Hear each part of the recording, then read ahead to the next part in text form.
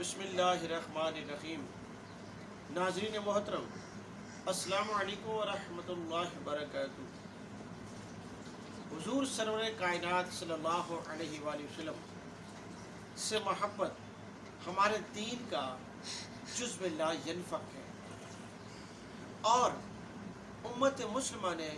محمد رسول اللہ صلی اللہ علیہ وآلہ وسلم کے ساتھ ہمیشہ محبت کی ہے، اور یہ محبت ہمیشہ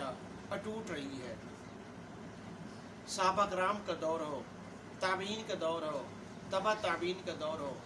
یا اس کے بعد آنے والے جتنے بھی ادوار گزرے ہیں، ہر دور میں امت نے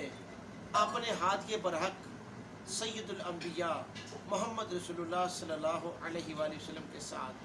بے پناہ اور بے حد محبت کی ہے۔ اس میں شک نہیں کہ بہت سے مسلمانوں کی کثیر تعداد بے عمل ہے، وہ نمازیں پڑھتے ہیں اور نہ بہت سے کئی اور دینی امور کو بجا لاتے ہیں، لیکن اس کا مطلب یہ نہیں ہے کہ وہ محمد رسول اللہ صلی اللہ علیہ وآلہ وسلم کے ساتھ محبت کرنا بھی ترک کر دیں۔ عشق مصطفیٰ ہماری رگوں میں خون بھر کر دوڑتا ہے، اور یہ بات یاد رکھیے کہ محمد رسول اللہ صلی اللہ علیہ وآلہ وسلم کی حرمت، آپ کی ناموس سب سے اہم ہے۔ آپ کو یاد ہوگا کہ رسول اللہ صلی اللہ علیہ وآلہ وسلم نے صدیق اکبر رضی اللہ تعالی عنہ حضرت فاروق اعظم رضی اللہ تعالیٰ عنہ سے پوچھا تھا، مفہوم بتا رہا ہوں، کہ عمر تم مجھ سے کتنی محبت کرتے ہو؟ تو آپ نے فرمایا تھا کہ میں آپ سے اپنے ماں باپ، اپنی اولاد، اپنے مال و دولت سے بڑھ کے محبت کرتا ہوں۔ اور سرکار تو عالم صلی اللہ علیہ وآلہ وسلم نے فرمایا تھا، اے عمر، جب تک تو مجھ سے اپنے والدین، اپنی اولاد، اپنے مال و دولت اور خود اپنی جان سے بھی بڑھ کے محبت نہیں کرو گے، اس وقت تک تمہارا ایمان مکمل نہیں ہو سکتا۔ مفہوم بتایا میں نے آپ کو۔ اور حضرت صدیق اکبر رضی اللہ عنہ جب خلیفہ وقت بنے، کہ میں قصہ باقاعدہ انشاءاللہ آپ کو سارا سناؤں گا بعد میں کسی ویڈیو میں، تو اس وقت جو پہلا مارکہ پیش آیا فتح مسلمہ کذاب کا، اور حالانکہ اس وقت اسلامی سلطنت بہت طاقتور نہیں تھی، اسلامی سلطنت کے پاس اس وقت کوئی بہت بڑے وسائل بھی نہیں تھے، اور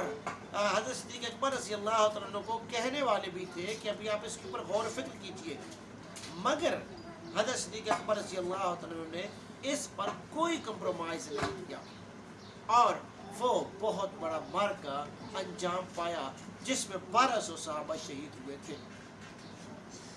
ناظرین محترم، میں جو بات آج آپ کو بتانا چاہتا ہوں، یہ ابن حجف نے یہ واقعہ بیان کیا ہے، اور اسی طرح دور حاضر کے عظیم الشان بہت ہی خوبصورت بیان کرنے والے عالم علامہ ساقی مصطفی رحمۃ اللہ علیہ نے بھی، حضرت عالم نے بھی یہ بات بیان کی ہے۔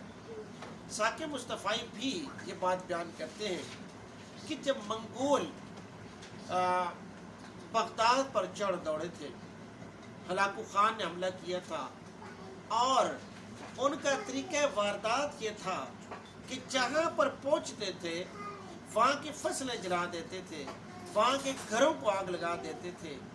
وہاں پر قتل و غارت گری مچا دیتے تھے، اور قتل کر کے کھوپڑیوں کے بڑے سے بڑے مینار بناتے تھے، اور ایک دوسرے کے ساتھ مقابلہ یہ ہوتا تھا کہ کس سردار نے کھوپڑیوں کا بڑا مینار بنایا ہے۔ اور ان کی یلغار سے اسلامی دنیا کو بے پناہ نقصان پہنچا ہے۔ کہا جاتا ہے کہ ان وحشی قبائل نے، ان وحشی لوگوں نے دین اسلام کی جو صدیوں کی تحقیق تھی، جو کام تھا، اس کو بے پناہ نقصان پہنچایا، خاص طور پر جو بغداد کی لائبریریاں تھیں ان کو جلایا گیا،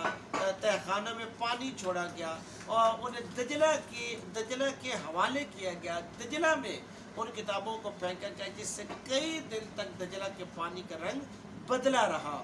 کیونکہ وہ ہینڈ ریٹن کتابیں تھیں۔ تو یہ ایک ایسی یلغار تھی جس نے امت کو لرزا کے رکھ دیا، اور دنیا سمجھتی تھی کہ شاید اب دوبارہ مسلمان سر نہ اٹھا پائیں۔ اسی زمانے کا قصہ ہے جب مسلمان مغلوب ہو گئے تھے،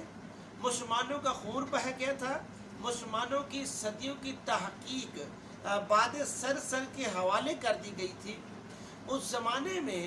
ایک منگول سردار نے عیسائی مذہب قبول کر لیا اور